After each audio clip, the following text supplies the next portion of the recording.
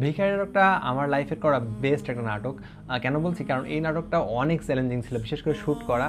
ভিখারি নাটকের লিড ক্যারেক্টারটা আমি প্লে করেছিলাম।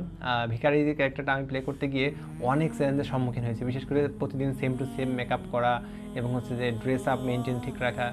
আর ওভারঅল সব মিলাই ক্যারেক্টারটা অনেক চ্যালেঞ্জিং ছিল। বিশেষ করে কিছু সিন আমার কাছে বেশি চ্যালেঞ্জিং মনে হয়েছিল, যেমন একটা সিন ছিল যে ভিখারি রাস্তায় ঘুমায় থাকবে এবং তার গায়ে পানি ঢেলে দেওয়া হবে। সো এই সিনটা অনেক চ্যালেঞ্জিং ছিল। আর নাটক শুটিং করেছিলাম আমরা শীতকালের ভিতরে। তো যার ফলে ওই শীতের সকালে গায়ে পানি ঢেলে দেওয়ার সিনটা আসলে কতটা চ্যালেঞ্জিং ছিল বুঝতেই পারছেন। আর এর থেকেও বেশি চ্যালেঞ্জিং সিন ছিল ডাস্টবিন থেকে খাবার তুলে খাওয়া। আসলে আমি বমি করে ফেলছিলাম ওই ডাস্টবিন থেকে খাবার নিয়ে খেয়ে, যেটা আপনারা নাটকের ভিতরেও দেখতে পারবেন ইনশাল্লাহ। তো সব মিলিয়ে ভিখারি নাটকটা খুবই চমৎকার একটা নাটক হতে যাচ্ছে।